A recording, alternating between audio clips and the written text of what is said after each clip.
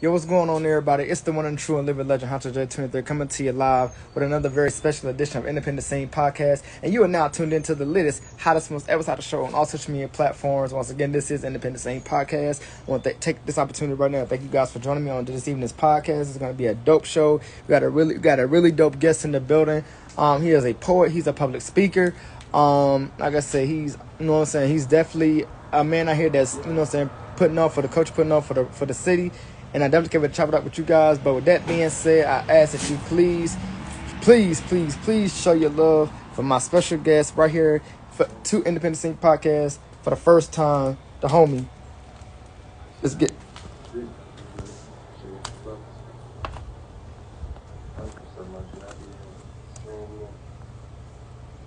All right, let's get it.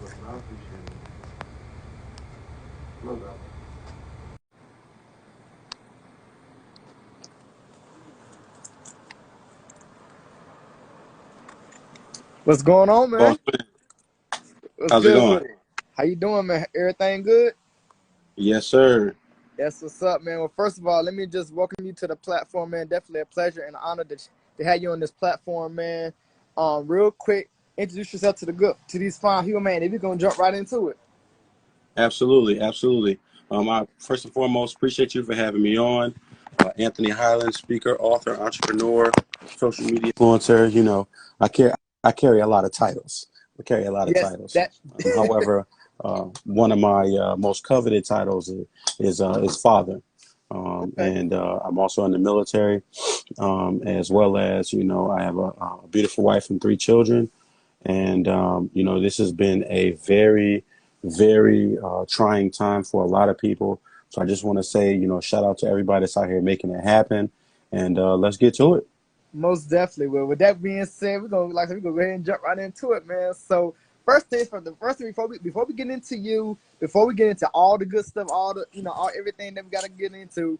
First thing I gotta ask you, so last night, the world has blew up with the the situation that took place between Will Smith, Chris Rock. I gotta get your input on this situation, man.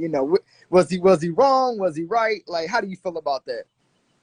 So I definitely, appreciate the question. I did a live about this last night, and the perspective that I came from was from both a personal and a professional perspective. For those of us that actually do things outside of our regular everyday 9 to 5, we understand that we carry a lot of things behind us, right? And you represent a lot more than just you, the Right. more you get in depth into your career. I say all that to say my stance was from a professional standpoint, it probably was not a good look. Do I think it's going to hugely impact his career? No. Do I think that, it's going to go beyond just that stage? No. However, from a personal standpoint, Right. I would have done the exact same thing. And most people, what they're not taking into account is the historical context that took place behind the scenes, whereby people are saying, oh, he should have just addressed him in private, blah, Right. blah, blah. Well, the reality is that that has already taken place multiple times. And I'm a firm believer in you disrespect me in public is where we're going to talk about it. And it just, not to go too deep into the Right. conversation, but I do feel as though this needs to be said. Only time we have this conversation is when it's centered around the brutalization of black women. When Right. it comes time to protect black women, stand up for black women, stand in the gap for black women, especially for those unapologetic black men, like ourselves, oftentimes we're accosted because of that. Because history and society will tell us and gaslight us into believing that there's something wrong with protecting black women. There's something wrong with respecting black women. And they'll go to the ends of the moon to try Right. and justify the brutalization of black women. But then when you have an unapologetic black man that step up and say, nah, not mine, now all of a sudden the world got a problem with that. I truly do believe, in conclusion, that when he took that walk along that stage, he was willing to take any and all consequences that came with defending the honor of his wife, regardless of how people think and or feel about her personally. He was willing at that given moment, like myself, to do whatever it took to defend my wife's honor. Right. And I appreciate you for speaking on that because we all know Will Smith for being a stand up guy. You know what I'm saying? Will Smith is definitely one of those actors and businessmen that he knows what he's doing. He's been in the game a long time. So, so to see him at the Oscars and for him to have, taken the action that he took, to defend his wife, you know what I'm saying? A lot of people, like I said, like you said, a lot of people would have probably done the same thing. But then you also got a lot of people that say they feel like that the Oscars was the wrong place to have the type of altercation. You could have took it outside. You could have waited till afterwards. Things of that nature. But you felt the need to just up abruptly just go up there and just smack the man. You know what I'm saying? So, Right. so it's definitely one of those things, man, that I'm sure Will Smith is definitely gonna look back at it and he's gonna be like, you know what, maybe I should have handled that differently. Maybe I should have handled that better. You know what I'm saying? But ultimately, I can't say that I agree, because when you listen to his acceptance speech and how he right, was apologizing to the Academy instead of Chris, right, he talked about being a protector of his family, and how, there were times where he wanted to, defend his mother and couldn't defend his mother against his father in right, different situations. So in that, it's just like, taking on the standpoint, I'll be damned if you're going to disrespect me. If you think you're going to stand in my face and disrespect me, or disrespect my wife or my daughter or my sons for that matter, but let's just keep the conversation where it belongs, my wife or my daughter in my presence, and ain't nothing finna happen. That's you know, Listen, I feel you, man. you got the right one. You got the Right, right one. And I think this whole idea of quote unquote respectability politics, we all operate on a different spectrum of rules. We all operate under a different spectrum of rules of engagement, rather, as it relates to how we communicate with people. However, we must also be self-aware enough to also acknowledge that there are consequences that come along with your actions. So I will not be purposefully and or willfully obtuse not to acknowledge that assault is assault. Period. We right, get that, right? If the Oscars decide to say, hey, due to our code of conduct, we're taking that Oscar back, they have every right to do so.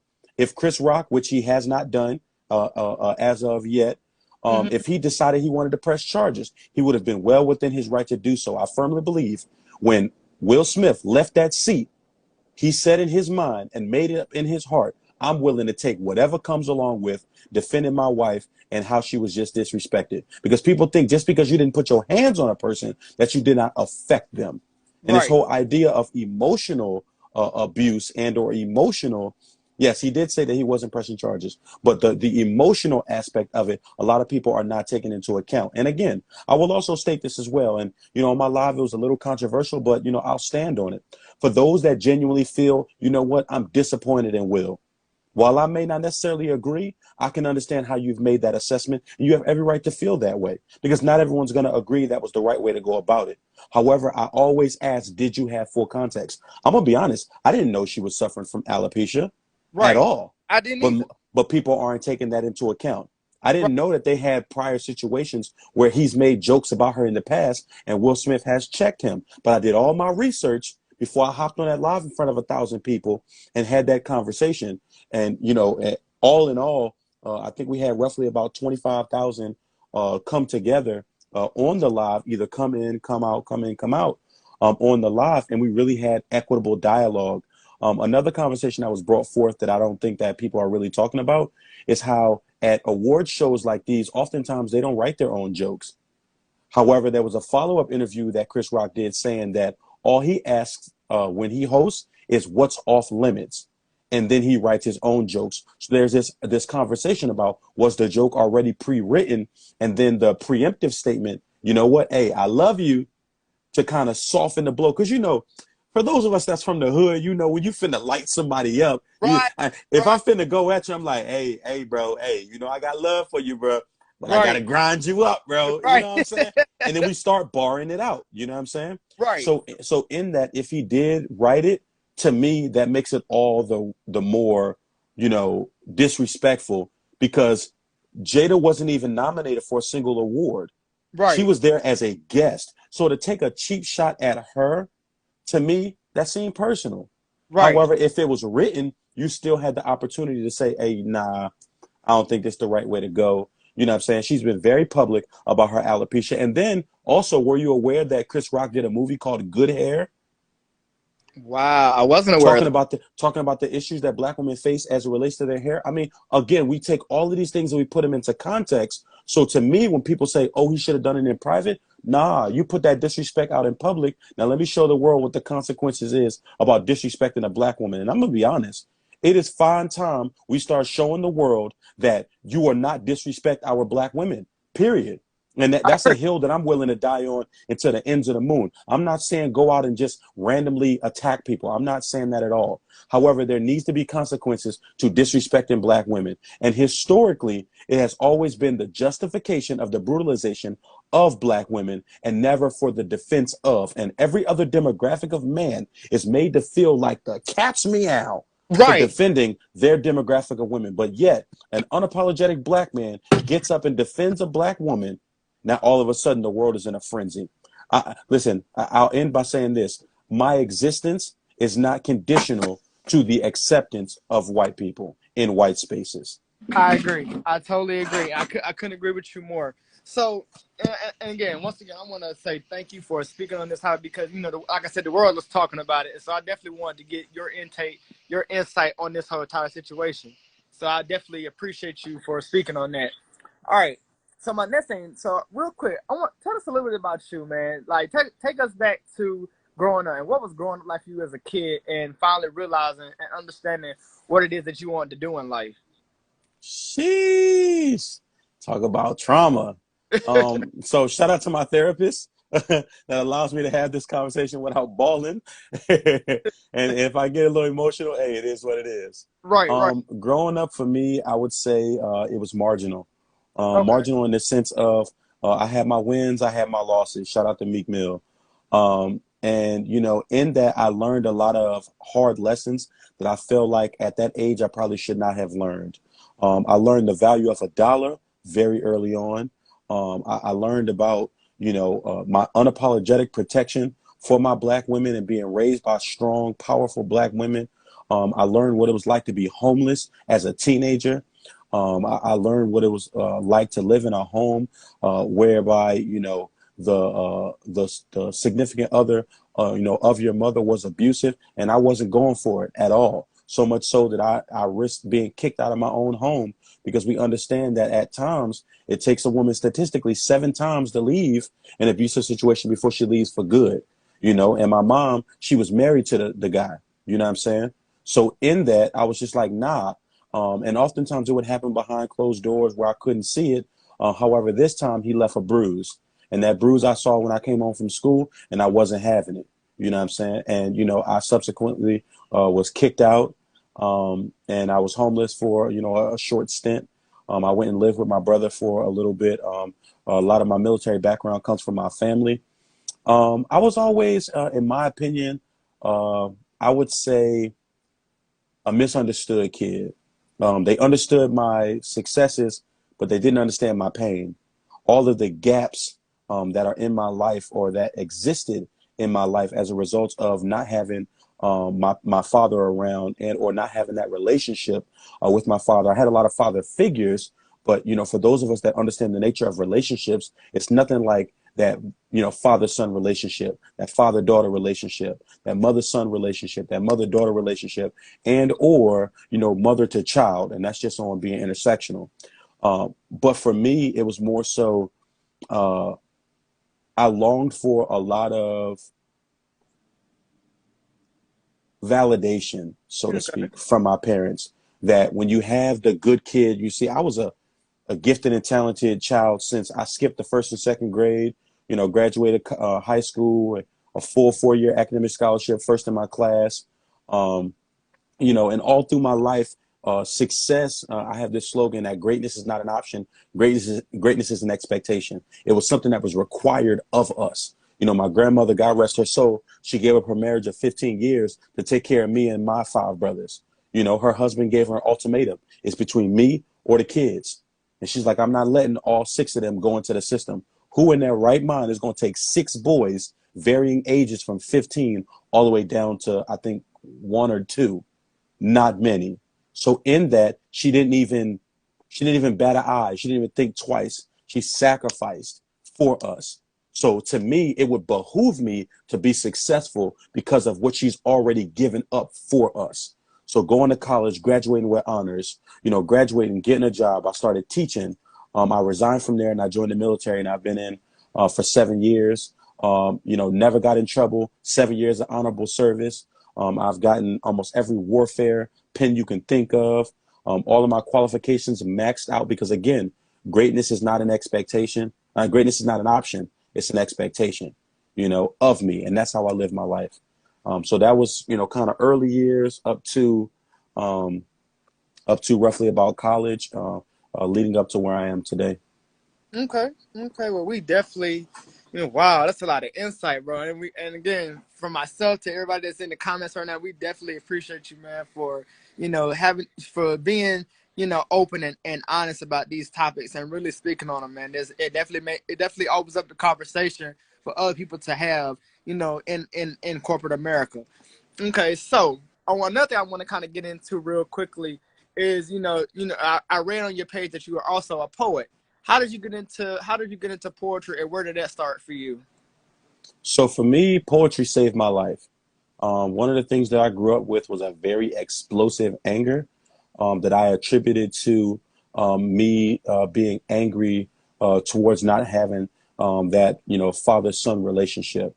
Now, granted, I have three older brothers, football coach, track coach, basketball coach, but again, nothing fills that void quite like a father, and in that, there will be things like, bring your parent to school day, everybody will bring their, fathers in and, everything like that. And I was just like, I got grandmom, and I never, looked down on that. I always appreciated her and loved her, but there was a void that was there.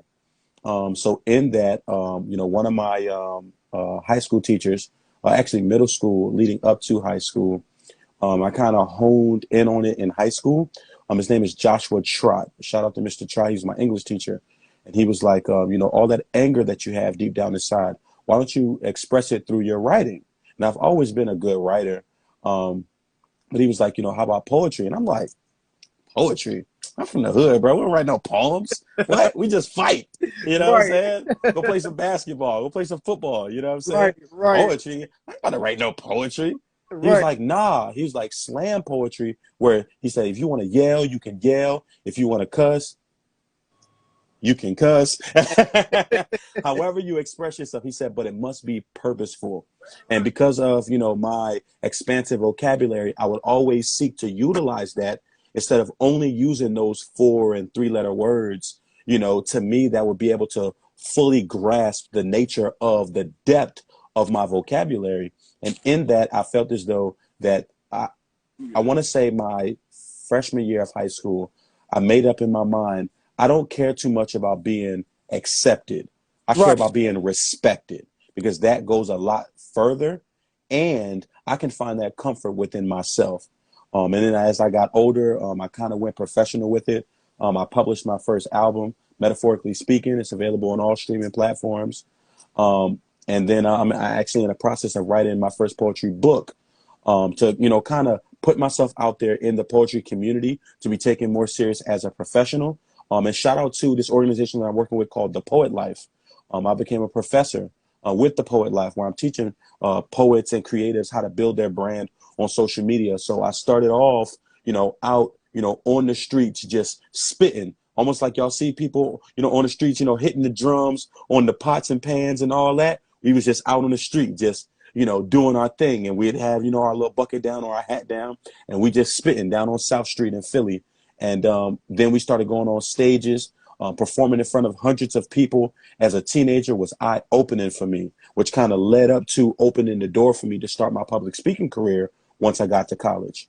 Most definitely, man. Boy, have you had a lot going on, man. I'm definitely loving this information, this intellect that you're giving us. Real quick, I want to give a quick shout out to my auntie who just came in the building, Sandra Corelli Young.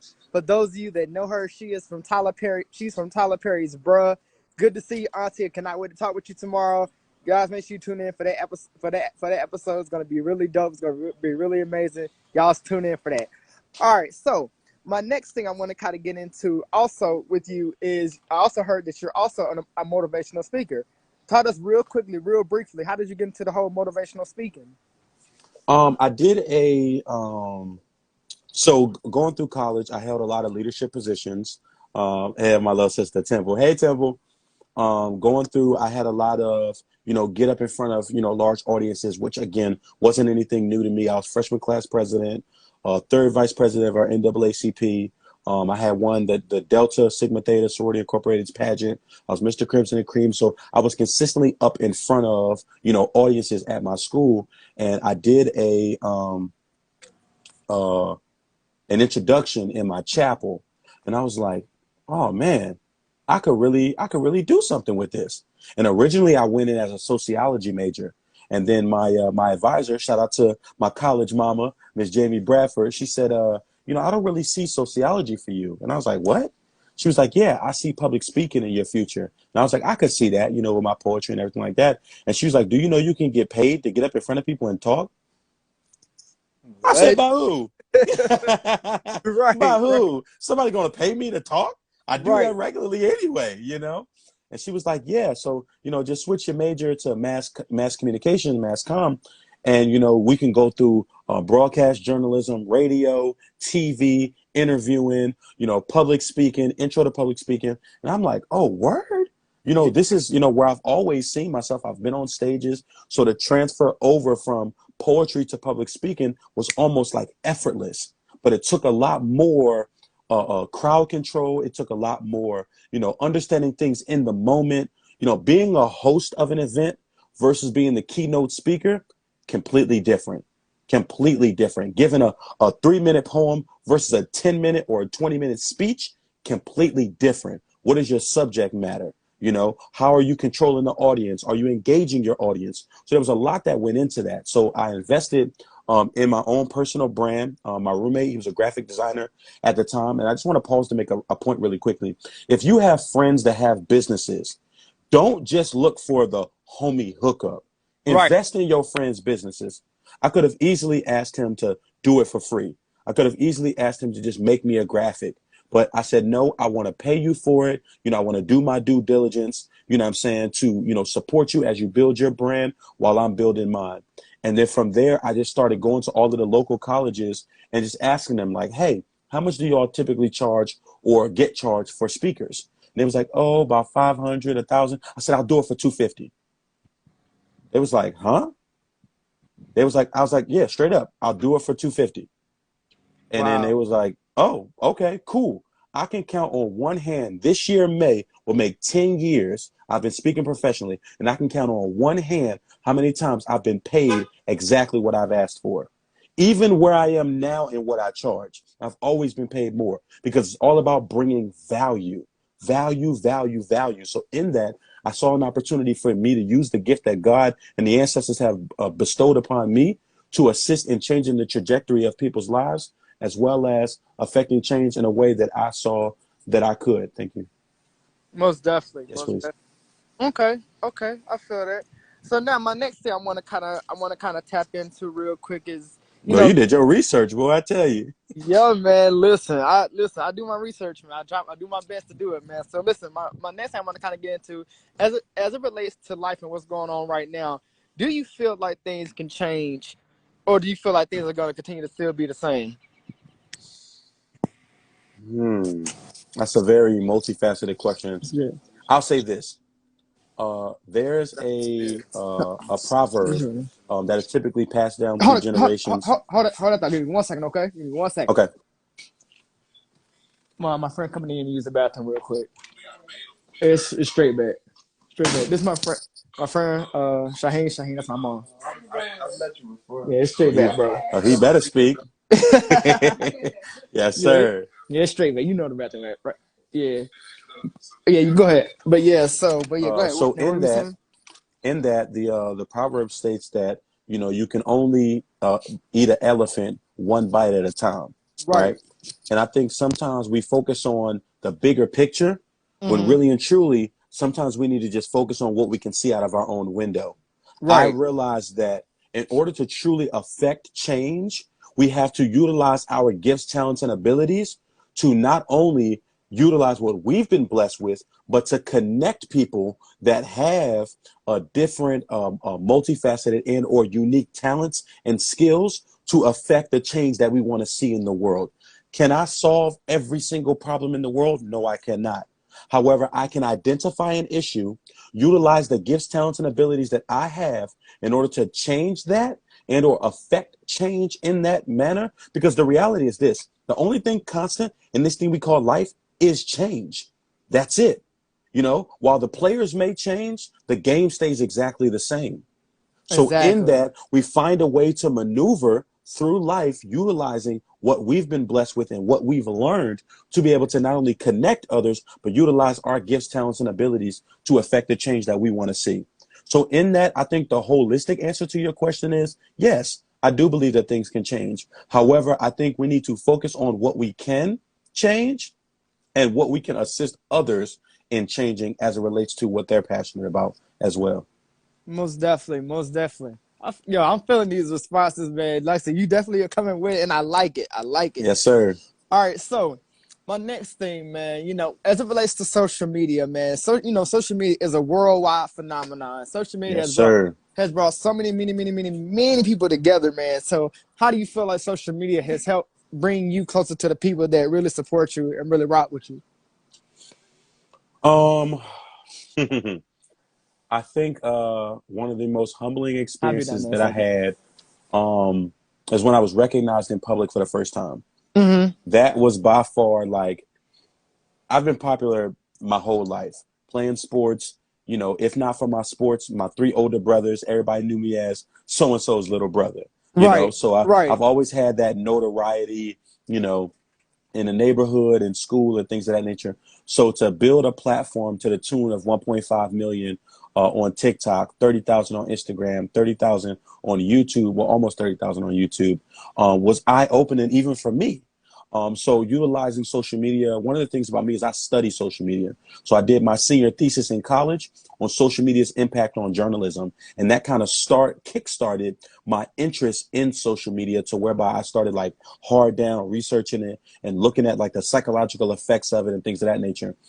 In terms of bringing me closer to the people that support me, um, doing things like being able to do meet and greets or, when I travel, now granted, security is a bit of a, much more of an issue now than it, once was. However, for those that, I genuinely rock with, hey, I'm gonna be in this city or this state, X, Y, and Z, pull up, but don't pull up on some goofy nonsense because, hey, we got that Right. thing on us. You know what I'm saying? Hey, don't, hey, you might find out. You know what I'm saying? Right. So, Real quick. Real to quick. keep those interactions to a minimum. I remember I went to Tulsa, Oklahoma. We were down on historic Black Wall Street in the Greenwood district. And we had a guy, we were in the store. It was me, the Conscious Lee, and T. Nathan Lokius. And T. Nathan was in the store. We had just got finished eating, and me and Conscious were outside. And this is how I knew my bro Conscious was about it.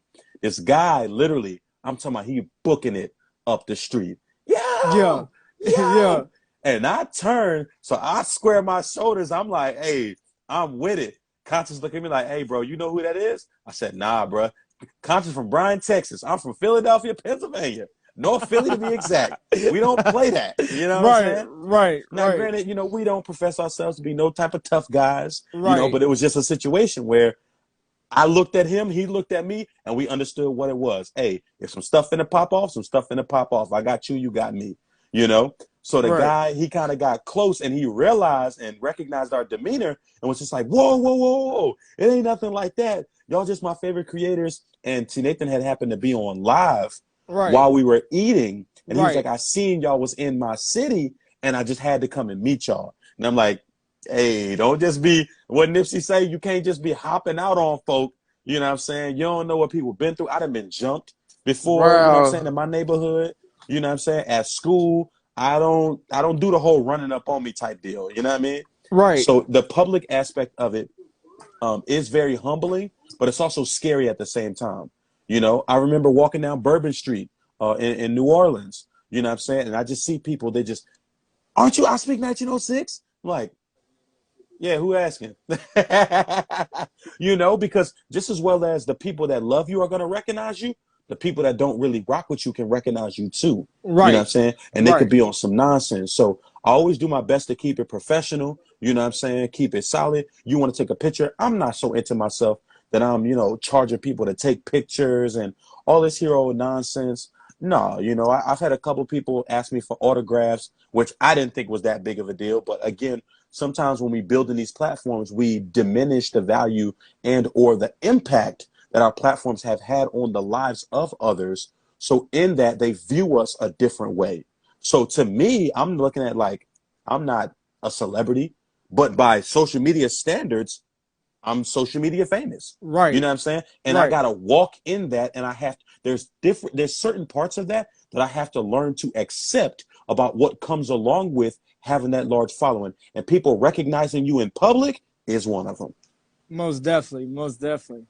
Man, I'm telling you, man. I hope you guys are jotting some of these gems down, man, because these are the gems that we all need. You know what I'm saying? All right. So my next three questions I got for you, man. I'm gonna try to wrap it up because I said my time is winding down already. I got you. So my next thing I want to kind of get into is when you look at the landscape of people that are up and coming, people who may want to, follow in your footsteps. Real quickly, real briefly, what are some of the steps or some of the things that people can do to kind of get themselves going, keep them to kind of push start themselves into what they're trying to do, such as yourself? The first thing I would say is go to therapy. One of the Okay. things that I really wish that I would have taken a hold to when I was younger was therapy. A lot of us are out here, we struggling. There's generational things that we're working through. There are, life things at this current moment that we're working through. And especially us, you know what I'm saying? We want to keep everything in-house. We want to keep everything, what happens in this house stays in this house. No, go get that healing that you need. There's a quote that states that if you do not heal, you will subsequently bleed on people that never cut you in the first place. So in Right. that, we need to make sure that we're going to go get this healing that we need in order to be the best possible us that we can be. That's the first thing. The second thing is, and it's going to seem very surface level, but be yourself. You have far too many people out here that are seeking social acceptance instead of personal acceptance. I accept me. I love me. Every time I get up in the morning, I say, hey, you a handsome black man. You know what I'm saying? Like I'm hyping myself up. That way, Right. when I get it from other people, it's extra. It's not what I'm yearning for. It's not what I'm out there chasing. So if you tell me it, I'm like, oh, thank you. I appreciate that. But I already feel highly about my own self and not be made to feel bad about that. So the first thing is go to therapy. The second is be yourself. And the third, and this is the one that I live by, care less about being accepted and care more about being respected. And you will move. Wow. I promise you, you will move different in life. Most definitely, most definitely. Okay, I feel that. Hope you guys are jotting this stuff down. My next question, that I want to kind of get into is, there's a lot of mental health situations going on in this world, man, and Absolutely. a lot of people are dealing with anxiety, depression, low self esteem, Hmm. abandonment, molestation, rape, abuse, drug abuse. You know what I mean? The whole nine yards. So for anybody right now that's tuning into this live right now, for anybody that's watching, for anybody that needs an encouraging word, anybody that needs to know what to do to keep themselves on the up and up, what is that one thing you can say to the world right now that will keep us and others, on the right track? I will say, mm, this is a heavy one. Your healing is your responsibility.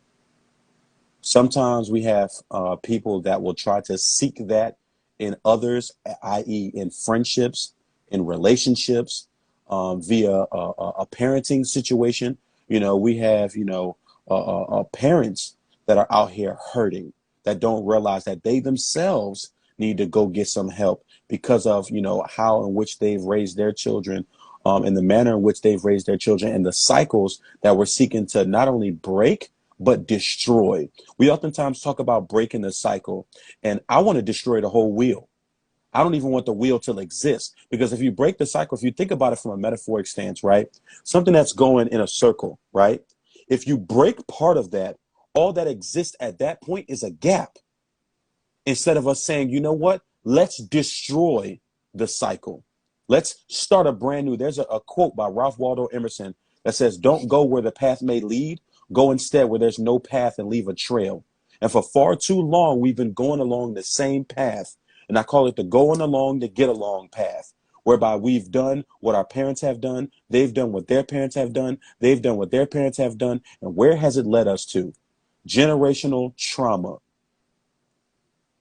People are dealing with things, a multitude of things that you already acknowledged. I was, and I'm open and honest about this on my platform. I was sexually assaulted as a teenager, and there were things that even as a man, I had to deal with growing up with even just telling people and how they would, gaslight me and or make fun of me, about it and or say, why didn't you like it? Or, what type of man, doesn't like, and it's just like, I was a victim, and it took a long time for me to acknowledge that, as well as not feel bad about it and blame myself for it, so in that I do my absolute darndest to let, folk know your healing is your responsibility. And you should never allow anyone to make you feel bad about your healing process. Going to therapy does not make you weak. And you don't have to only go to therapy when things are going wrong in your life. That is one of the most common misconceptions about not even just therapy, but about seeking guidance in general. Oh, it makes me weak. Why can't I handle it myself? Well, the reality is that you can't handle it yourself. And there are some things that from a biological standpoint, when you think of our bodies, right? Mm-hmm. Something as simple as choosing joy over, anger. It takes 32 more muscles to frown than it does to smile. So you have to genuinely want to be mad to frown. You dig what I'm saying? Right. Holding all of that anger deep down inside, you start developing things like ulcers. You start having headaches, migraines, things of that nature. You start physically becoming impacted by the things that you're holding deep down inside, when really and truly, all you need to do is go ahead and get those things out. Wow, man. And listen, well, I swear I can talk to you all day, because you definitely have been you have definitely been finding back with the responses that people need out here. And I definitely, again, want to say I appreciate you for that, most definitely. So my last question that I have for you, man, we're gonna get up out of here, man, is 10 years from now, 5 to 10 years from now, what's next for you? ISpeak1906, what's next for you? What's next for me? 10 years from now, let's see. I have 13 years left in the military. So 10 years from now, I see myself as an author 3 times over. Okay. Because I'm working on 2 times over right now, 3 times over. At least a third book done within the next 10 years. A second spoken word album released in that time period. I expect to be on national television, radio, been in a couple magazines. Okay. And then just continuing to develop my family, ensure that, my children and my family don't, grow up in an environment that I had to grow up in, that I'm, fully supporting them and fully supporting, my family as a whole, to ensure that I'm not, upholding, the historical and or societal stereotypes that the world has already preset for guys like me, successful Black men like me. And then also, too, starting my own mentoring program. I kind of want to start something like a public speakers boot camp kind of deal for the youth, because, again, it goes into utilizing your gifts, talents, and abilities to affect change in the area in which you see it can be affected. So I want to teach our young people how to effectively communicate, and do that so much so through workshops, as well as an annual oratorical competition, which I was blessed to compete in when I was in college, that really and truly opened up a lot of doors for me and set the stage for, how I operate and how I move in today's day and age. Most definitely. Well, listen, brother, I definitely have enjoyed this conversation. I definitely want to take, again, and I'm going to continue to say, you're going to hear me say it, but I definitely want to say thank you so much for coming through and chopping up with us live tonight on Independent Scene Podcast. I hope that you guys have learned a lot. I hope you guys have gained a lot of gems and a lot of knowledge from this conversation. This interview will be put on my YouTube channel, which you guys can go to at www.youtube.com/independent scene podcast, or you can catch his podcast and our conversation along with a lot more other interviews that I've done with guests, with some of my guests. So if you guys want to tap into this, please tap in. It is the best time to tap in with us. And real quick, before we get up out of here, let people know where they can follow and tap in with you at. Absolutely. Of course, on Instagram, ISpeak1906. TikTok, ISpeak1906. Twitter, ISpeak1906. I make it very easy to find me on social media. For bookings, potential speaking engagements, Hyland Enterprises 101@gmail.com. That's HYLAND Enterprises 101@gmail.com. And with that, also I'm on YouTube as well. If you look up Anthony Hyland, HYLAND, and or ISpeak1906, it'll pop up. Most definitely. Well, Anthony, brother, again, definitely congrats to you on all your success. Keep doing what you're doing. Keep pushing, keep motivating others, man. Keep doing what you do. And I look forward to seeing you again, because I'm going to be bringing you back. I'm going to try to bring you back for a part 2, because there's more that I know for a fact I'm going to want to talk to you about, get your insight and your intellect going. So I'll hit you up after the live is over, and we'll get it set up for part 2. But with that being said, ladies and gentlemen, this has been my time. I'm the one and true and living legend, Honcho J23 of Independent Scene Podcast, and we look forward to seeing you again next time on another edition of Independent Scene Podcast. We out, guys. Peace. Appreciate it, brother. Peace. Most definitely.